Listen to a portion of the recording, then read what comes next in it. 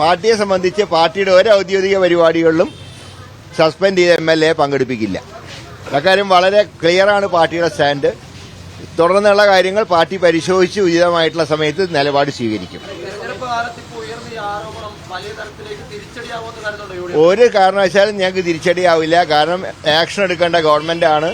Government action എടുക്കാനുള്ള സ്വാതന്ത്ര്യമുണ്ട്. അങ്ങനെ ശക്തമായിട്ട് ഗവൺമെന്റ് ആക്ഷൻ എടുക്കുകയാണെങ്കിൽ പാർട്ടിയുടെ നിലവിലുള്ള നിലപാട് ഞങ്ങളും ഘടിപ്പിക്കും. ഇപ്പോൾ സസ്പെൻഷനാണെങ്കിൽ പാർട്ടിയുടെ നടപടി പുറത്താക്കലിലേക്ക് അവസാനിക്കും. പക്ഷേ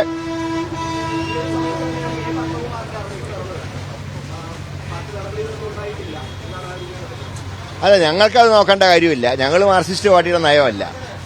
ഞങ്ങളുടെ പാർട്ടി നേതാക്കൾക്കെതിരായിട്ട് എന്തെങ്കിലും നിയമ നടപടികൾ നടപ്പാക്കിയാൽ ഞങ്ങൾ അതനുസരിച്ച് ആ നേതാക്കൾക്കെതിരെ നടപടി സ്വീകരിക്കുക. അതാണ് പാർട്ടിയുടെ നയം. മാർക്സിസ്റ്റ് പാർട്ടിയുടെ നയം ഞങ്ങൾക്ക് നോക്കേണ്ട കാര്യമില്ല.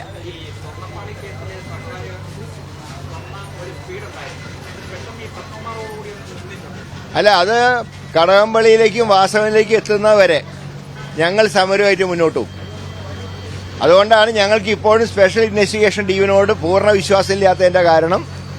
അറസ്റ്റ് അവിടേക്ക് എത്തുമോ എന്നുള്ള ഞങ്ങൾ ഇപ്പോഴും സംശയിക്കുന്നുണ്ട്.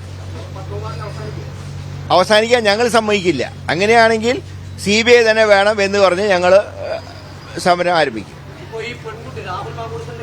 മാങ്കൂട്ടത്തിന്റെ കാര്യത്തിൽ സർക്കാർ തീരുമാനം എടുത്തോട്ടെ.